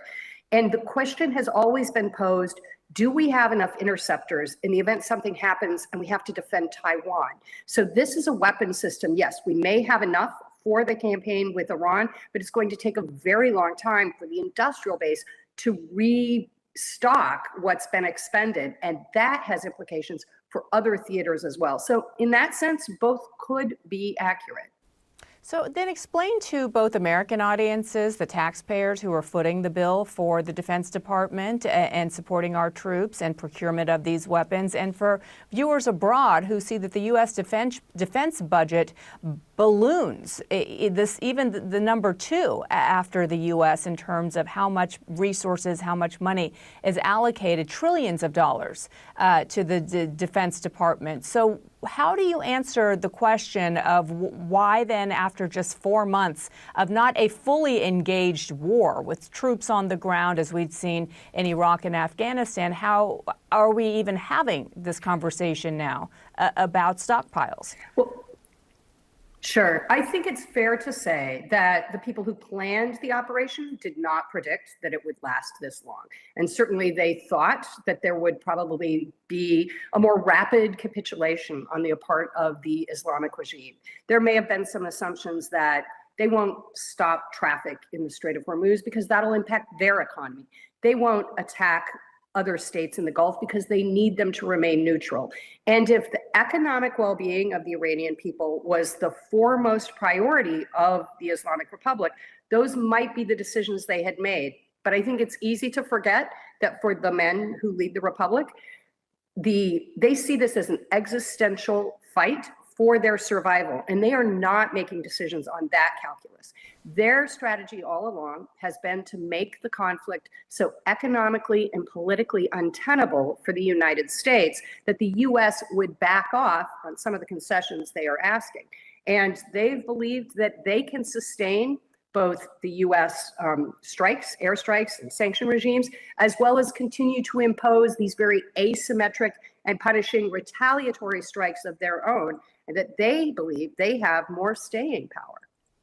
So then, if the original assumption proved to have been a miscalculation on the part of those advising the president, who ultimately made the decision to start the war, I think most would agree just backing away right now and wiping your hands clean of the war and calling it over is not really an option for the United States and has global ramifications beyond just the Gulf. What options does he have right now to course correct, especially when you hear what Admiral Cooper reportedly said about these constant strikes around targets over the Strait of Hormuz losing their effectiveness? Sure. So let's look first at Admiral Cooper's comments. You know, when I look at an adversary's options, I look at two things. One, their will, their intent, their desire, and two, the capability to execute that. And in this phase of the campaign, which is no longer about imposing enduring curbs on Iran's nuclear program, but it is really about reopening the strait to global traffic, Iran has made very clear that they intend to control that, to develop some kind of administrative construct that they are in charge of. That's their will and intent. And their ability to do so is these one-way attack drones and sometimes missiles. So while the U.S. military under Admiral Cooper has had tremendous tactical effectiveness, destroying many Iranian military capabilities, they haven't eliminated those entirely. It's a very narrow strait, and Iran has a vast geography from which they can attack it. And actually eliminating all of these mobile, easy to hide, relatively easy to produce drones is an exceptionally high bar. Frankly, eliminating it, probably impossible. And then if you look at the other side, Iran's will and intent, they haven't backed off on that either. And so I think, or at least there's no indication that we've moved the needle in that regard. And I think that's probably what Admiral Cooper was getting at, that more of the same is not going to have the effect of reopening the strait. So I think the administration faces two choices in that case. Three, if you consider you could continue to do more of the same. You could escalate, and Kevin previously highlighted some of the risks associated with that. Or you could pause these strikes and see where we are in terms of potential negotiations with Iran while continuing to sustain the economic blockade, the sanctions regime, and keeping military forces in the region to apply additional pressure if needed. I think that's the dilemma that the administration faces right now. All right, now to new CNN reporting about a key White House meeting President Trump held on Friday focused on the U.S. war with Iran. A U.S. official and a source familiar with the matter tell CNN that Vice President J.D. Vance and Joint Chiefs Chairman General Dan Kane warned the president about potential consequences of escalating the war. The sources say Kane gave Trump his military options, but he also expressed concerns about further depletion of the U.S. munitions stockpile and other possible negative consequences. A U.S. Defense Department source says military operations are currently on hold, but it's unclear if that Friday White House meeting prompted the U.S. to pause what had been nearly 2 weeks of strikes on Iran. CNN's Betsy Klein is joining us right now. Betsy, what more can you tell us about this meeting and the president's plans for the war going forward? Frederica, President Trump spending part of his Friday with top advisors and cabinet officials discussing the possibility of escalating this war with Iran. But now we are seeing an apparent pause in that fighting after 13 consecutive nights of strikes. One U.S. official saying that military operations are on a hold as we are seeing these diplomatic discussions pick back up after that ceasefire fell apart just a few weeks ago. U.S. Ambassador to the United Nations Mike Waltz addressing that pause earlier today. Listen.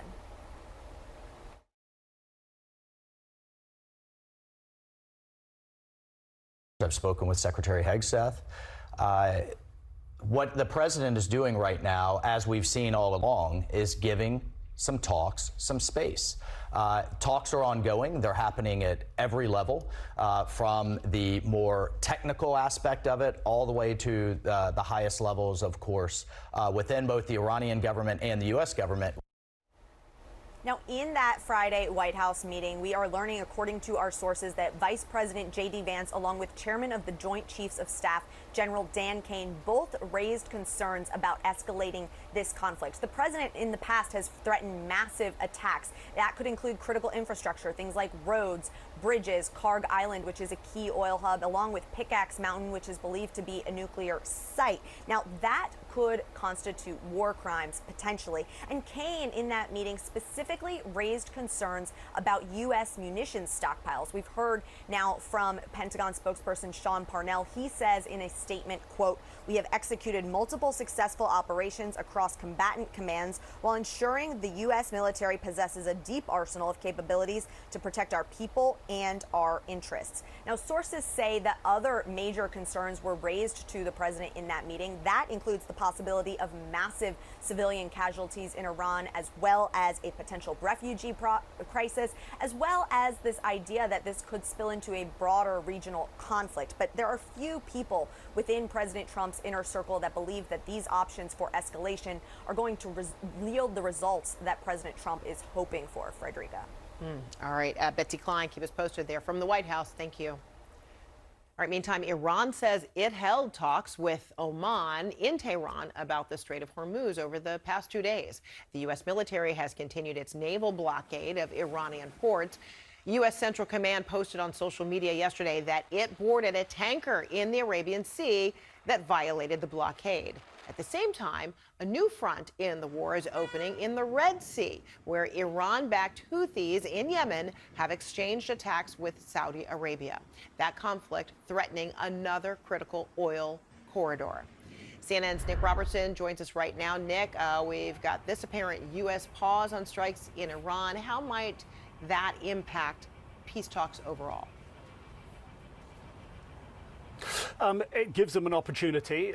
We heard from the Iranian Foreign Ministry spokesman today saying that there was progress, that the talks were constructive, that they'd continue at a political and technical level. But it's key to understanding the details, and we just don't have them. The talks were all about the Strait of Hormuz, of course, and the key point here is, do the Iranians finally agree that they give up control of the Strait of Hormuz and allow traffic to pass through, marine traffic, and not try to get any tolls and not tell them which passages and pathways to go down through the Strait of Hormuz? And there's no indication that's about to happen. So it will be the output of that meeting, what the Omanis pass on to the U.S. diplomats, what the White House gets back from those talks is going to determine the next moves. Clearly, the implication we've heard from Ambassador Waltz, from the Pentagon, from the indications from the White House, is this is a sort of unannounced temporary ceasefire type deal to make the space for diplomacy.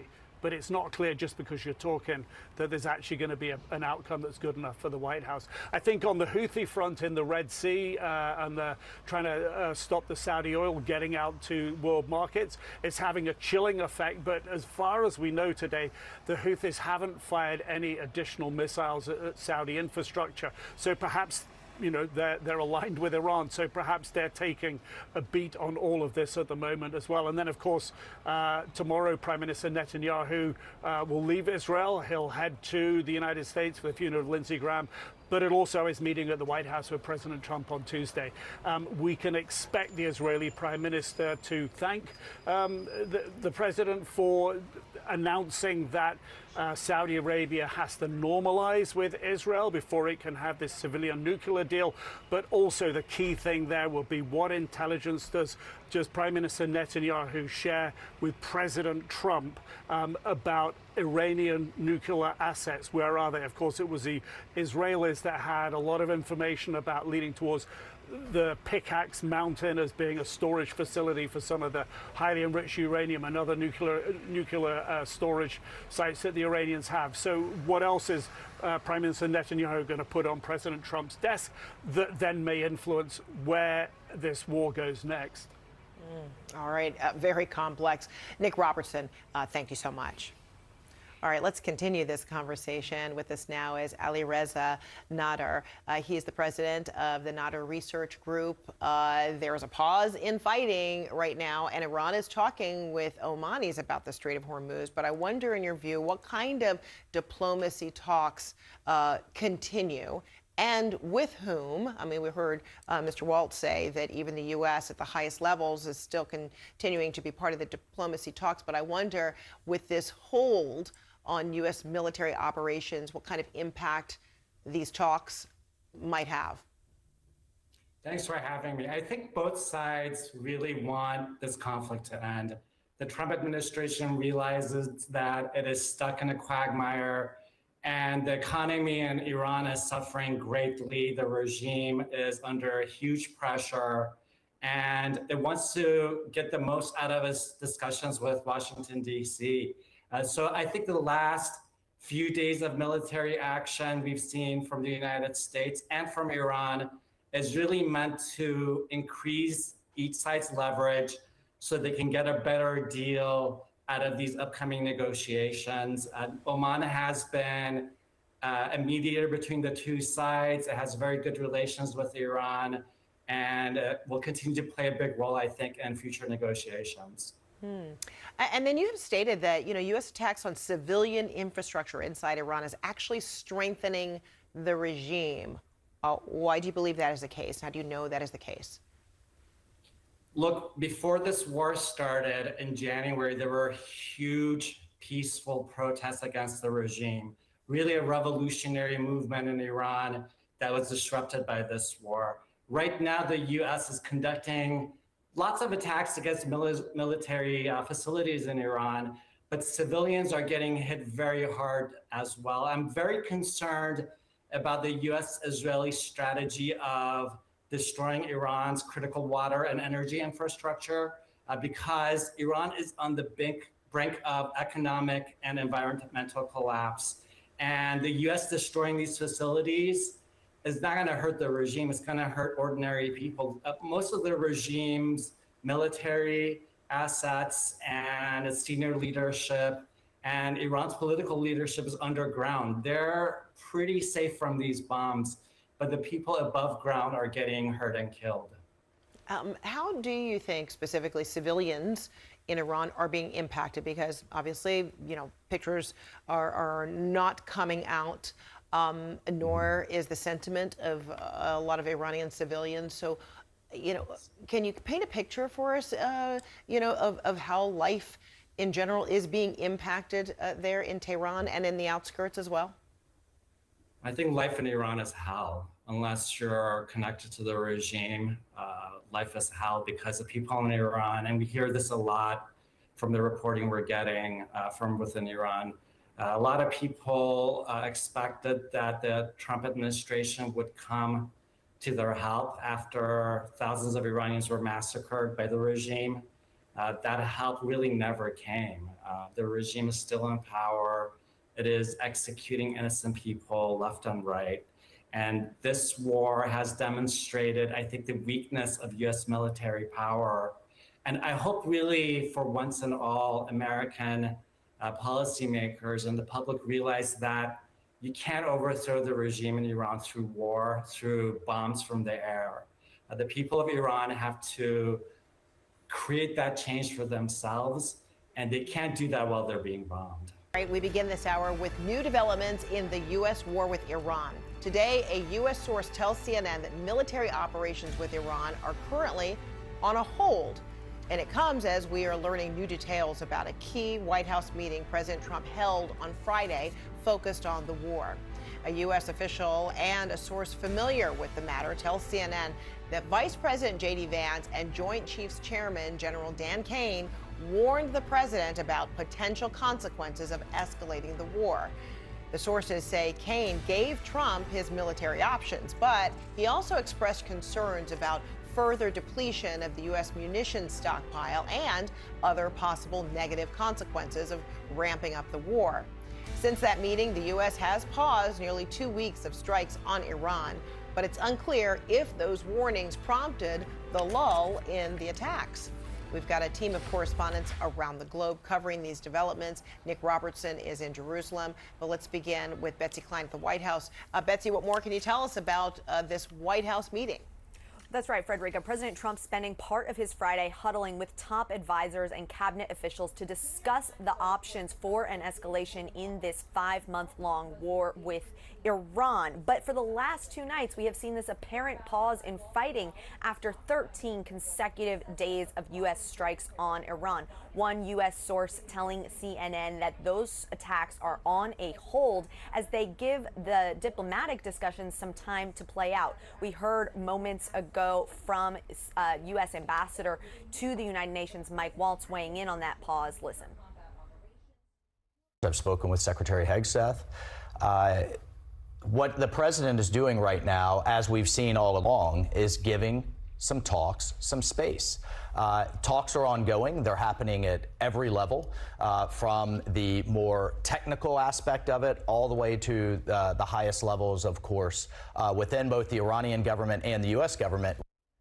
Now, in that Friday meeting, we are learning that both Vice President J.D. Vance and Chairman of the Joint Chiefs of Staff, General Dan Kane, raised concerns to the president about the possibility of that escalation. The president, for weeks, has been threatening massive attacks on Iran. That could impact critical infrastructure, things like roads, bridges, as well as the key oil hub of Karg Island. The president has been warned that that could constitute war crimes. Kane also specifically raised concerns about U.S. munitions stockpiles, but we heard from Pentagon spokesman Sean Parnell addressing that. He says, quote, "We have executed multiple successful operations across combatant commands while ensuring the U.S. military possesses a deep arsenal of capabilities to protect our people and our interests." But sources say that other concerns were raised to Trump, including the possibility of massive civilian casualties across Iran, the idea of a potential refugee crisis, as well as this conflict potentially spilling into a broader war across the Middle East. Now, there are few people, we are learning, within the president's inner circle who believe that the options he has been given for this escalation would yield the results that he is hoping for, Frederica, as he weighs that path forward. All right, Betsy Klein at the White House, thanks so much. All right, let's go to Nick Robertson now. Nick, do we know how this apparent U.S. pause on strikes with Iran may be impacting peace talks? Yeah, it's certainly given them the space. So the Omanis had a delegation in Tehran on Friday. They stayed there through Saturday. They left late Saturday. They were talking about the Strait of Hormuz. We heard today from the Iranian Foreign Ministry spokesman who said the talks were constructive, that progress was made, that they would continue at a technical and political level. So you can hear right there that the language kind of matches what we're getting from the White House. But the key details we're not getting right. And the key detail is, have the Iranians agreed not to try to charge tolls on the Strait of Hormuz, which is the main issue in play right now. Both countries have got their blockades ongoing at the moment, but the main hostilities are sort of abated. Perhaps President Trump will get more insights from Israeli Prime Minister Benjamin Netanyahu when he leaves here tomorrow, heads to Washington for the funeral of Lindsey Graham, but he'll meet President Trump at the White House on Tuesday. Is very likely to give the president an update on the latest intelligence that the Israelis have. And of course, they've had intelligence that's pointed towards Pickaxe Mountain in Iran as a site where Iran may have tried to secure some of its highly enriched uranium and other centrifuges and other equipment that it uses to enrich uranium. So there may well be new information put in front of the president by the Israeli Prime Minister, who is keen, perhaps, let's not say for the war to continue, but the war pausing the way it has caused him political hardship at home. And he's got elections coming up in 3 months, so he'll be minded to try to find a way to persuade President Trump that there is still work to be done on Iran and perhaps present a roadmap for that. He'll also likely thank President Trump for putting a sort of a speed bump in the path of Saudi Arabia's civilian nuclear deal with the United States by saying that Saudi must normalize with Israel before that can go ahead. That's something the Israeli Prime Minister is grateful for. Big picture, did those talks give the product the president wants? That's the space we're in right now. This morning, CNN has new reporting about a key meeting related to the U.S. war with Iran. A source and U.S. officials say that Vice President J.D. Vance and Joint Chiefs Chairman General Dan Kane warned President Trump about potential consequences if he escalates the war. According to those sources, Kane expressed concerns about further depleting the U.S. munitions stockpile and other possible negative effects. Now, it's unclear if that's why the U.S. decided to suspend nearly 2 weeks of attacks against Iran. The U.S. military has continued its naval blockade of Iranian ports. U.S. Central Command posted on social media yesterday that it boarded a tanker in the Arabian Sea that violated that blockade. CNN international diplomatic editor Nick Robertson is with us now. Nick, it's all happening ahead of that meeting between President Trump, Israeli Prime Minister Benjamin Netanyahu, their first since the start face-to-face in this war. Yeah, and it's going to be an important one because Prime Minister Netanyahu has not been happy with the ceasefire that was put in place several months ago, and it's not clear where he stands on the current pause that's underway at the moment. He was speaking to the government this morning. He said that he'd be leaving for Washington tomorrow and that he would be meeting with President Trump on Tuesday, that all pending issues were going to be discussed, including Iran. So I think everyone here imagines that's pretty much going to be front and center. We've watched Omani diplomacy over the last couple of days. They took a trip, sent a delegation to Tehran. They got there Friday, left Saturday. The conversation was about the Strait of Hormuz. Of course, what the United States wants to see is Iran relinquish its desire and commitment to having some kind of payment method, some kind of continued control over ships coming and going from the Strait of Hormuz. It's not clear if the Omanis made any headway there, but it perhaps was this sort of pause has allowed that diplomacy to happen. So the question is, how will the president view the outcome of the conversations the Omanis had? But as you say, the United States continuing its blockade, the Iranians doing the same, saying that they've stopped 6 ships from going into the Strait of Hormuz, not by fire, but they're saying those ships have been now put at anchor. But the U.S. Central Command saying that they have told 12 ships and stopped 12 ships from passing through the Strait of Hormuz over the last few days during the current bout of conflict. So where it goes from here, this really does seem to be a matter of whether diplomacy has been able to take advantage of this pause. Developments in the war with Iran. Today, a U.S. source tells CNN military operations with Iran are currently on a hold. That pause comes as we are learning new details about a key White House meeting President Trump held on Friday focused on the war. A U.S. official and a source familiar with the matter tells CNN that Vice President J.D. Vance and Joint Chiefs Chairman General Dan Kane warned the president about potential consequences of escalating the conflict. The sources say Kane gave Trump his military options. But he also expressed concerns about further depletion of the U.S. munitions stockpile and other possible negative implications of ramping up the war. CNN's Betsy Klein is joining us right now from the White House. Betsy, what more can you tell us about this meeting?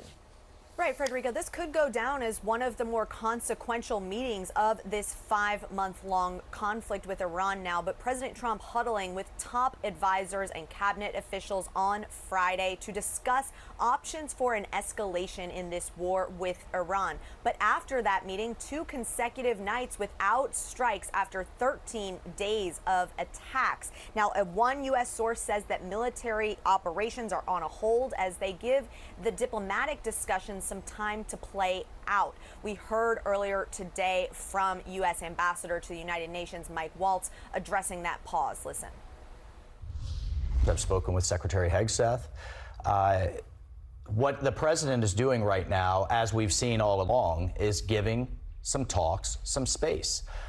Talks are ongoing. They're happening at every level, from the more technical aspect of it all the way to the highest levels, of course, within both the Iranian government and the U.S. government.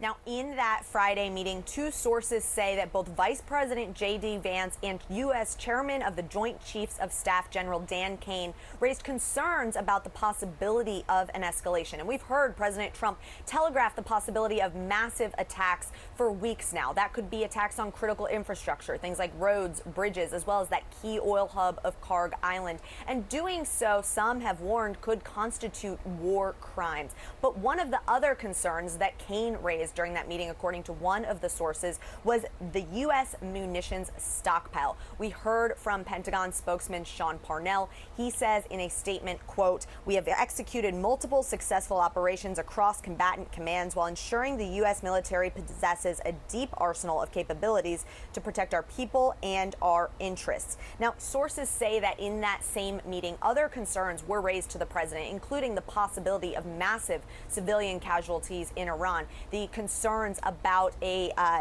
refugee crisis potentially, as well as this conflict spilling into a broader regional conflict. Now, there are few people at this point in the president's inner circle that believe that the escalation options the president has been presented are going to yield the results that he is hoping for. So he's plotting a path forward with all this information. We'll wait to see what happens tonight, Frederica.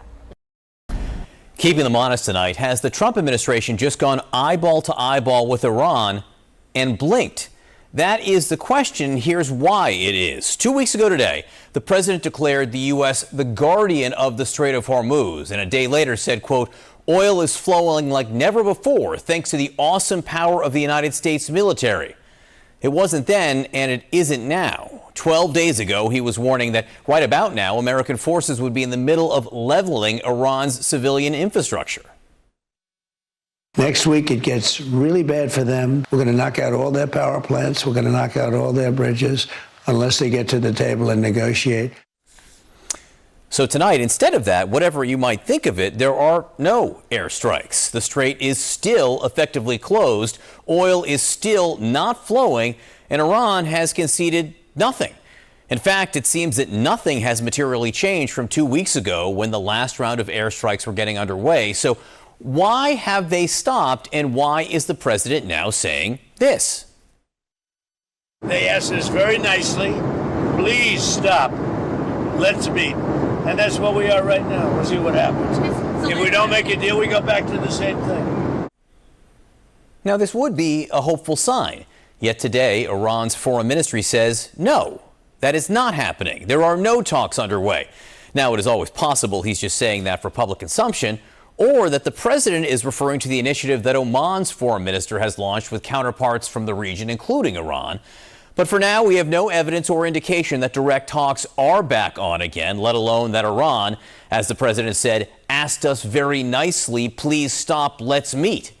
On the other hand, there is evidence of another reason for stopping the air campaign. It has to do with the shrinking U.S. inventory of munitions after nearly 5 months of war, something UN Ambassador Mike Waltz signaled over the weekend, ironically, with this very precise denial. I want to be crystal clear. The U.S. military, and I've verified this every which way, has everything that it needs to conduct this campaign as effectively as it needs to be. And I have to tell you, the people that are leaking this nonsense deserve to be in jail. So notice he said the military has, quote, everything it needs to conduct this campaign. That is also what a source tells us that Joint Chiefs Chairman Dan Kane told the president on Friday. It is true as far as it goes. The real concern appears to be that the war would leave the military short of what it needs to handle future conflicts or supply allies should they ask for help, something multiple sources tell us that General Kane himself warned the president about before the war even began. And a recent study by the Center for Strategic and International Studies shows the problem. As of May, CSIS estimates that as many as 1,430 Patriot air defense missiles had been fired, along with more than 1,000 Tomahawk cruise missiles, and that it will take well into 2029 or as long as 2031 to restock them to pre-war levels. The president himself suggested as much today while blaming his predecessor for it, not the war. And we're in very good shape. But for some of the more sophisticated stuff, we'd certainly like to have more. Biden gave a lot of it away. So clearly the president is aware there is a finite stockpile to deal with. Less clear the extent to which this factored into pausing the strikes.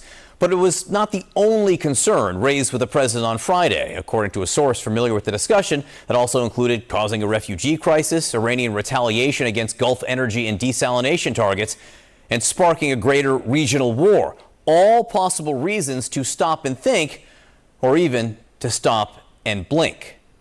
With us now, retired Army Lieutenant General Karen Gibson. She's the former Director of Intelligence for U.S. Central Command, also former senior U.S. diplomat Alan Ayer, who was a key member of the team that negotiated the 2015 nuclear deal with Iran. General Gibson, I want to start with you. You heard the president's threats in the days leading up to his decision to pause these strikes. Did Iran, in essence, call his bluff?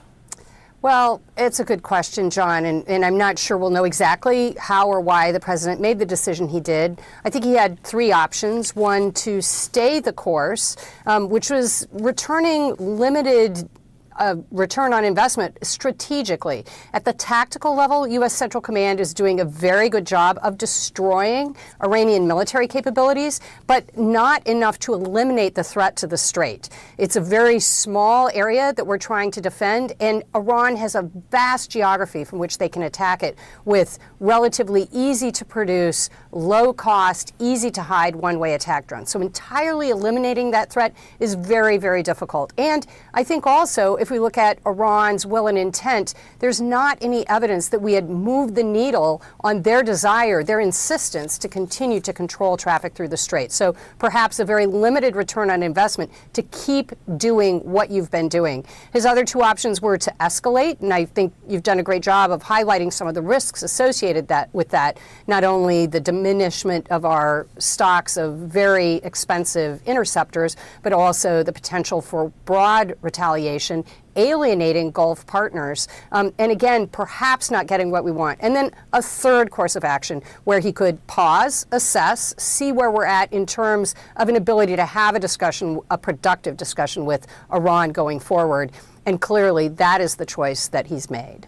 Yeah, Alan, let's continue with option number 3 there that the general has just laid out. The president claimed that Iran, quote, asked us very nicely, please stop, let's meet. And for its part, Iran's foreign ministry says it's not currently engaged in peace talks with the United States. What do you think the potential for negotiations is today? I think, John, the potential for negotiation is pretty good, but the U.S. isn't a part of it. I think what's happening now, the area that has the most promise is Iran talking to Oman. Because don't forget, in Article 5 of the now shredded MOU, it said that Oman and the Iran, and with Oman, so the U.S. is incapable or unwilling to do the sort of diplomacy we need to get out of this mess. But if Oman is talking to Iran, there's a chance that together they can come up with some type of system for administrative control of the strait that will please all parties concerned. But at this point, I hope the U.S. is just letting that happen without trying to interfere. And of course, that would, in essence, leave Iran in control of the strait, or at least have more control of the strait than they did before this conflict began. But as the general said, we can't avoid that. That's a given. Yeah, which is a statement in and of itself at this point.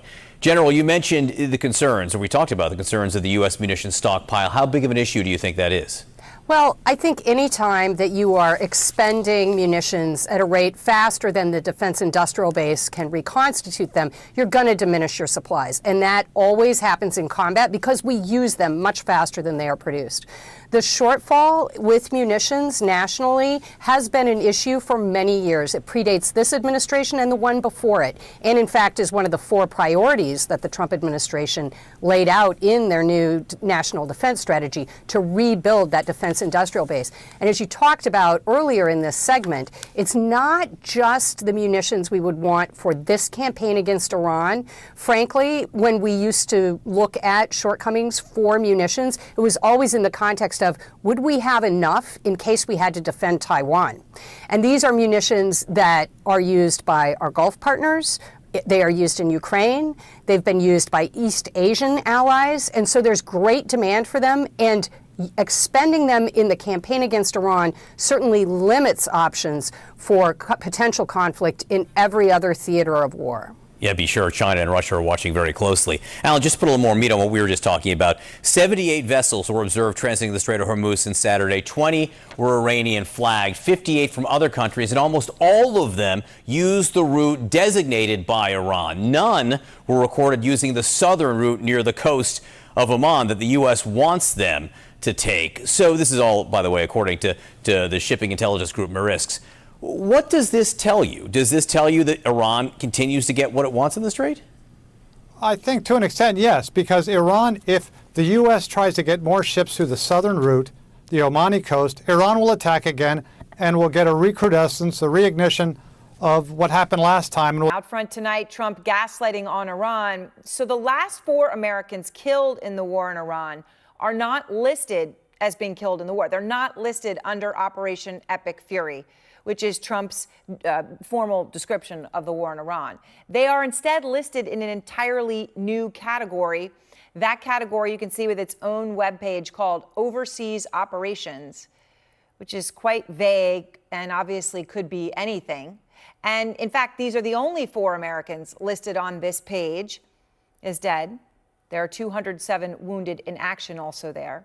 Now, because the Operation Epic Fury or the Iran war is still ongoing, deaths in the Middle East because of the war were put in that category. Originally, the 4 troops were actually put in that category, but then on Thursday, they were taken out. They just vanished completely from the website. They were nowhere. The spokesperson for the Defense Department, Sean Parnell, tweeted at 1:39 a.m. on Friday, the Department of War is aware of temporary data disruptions on the Defense Casualty Analysis System, DCAS website.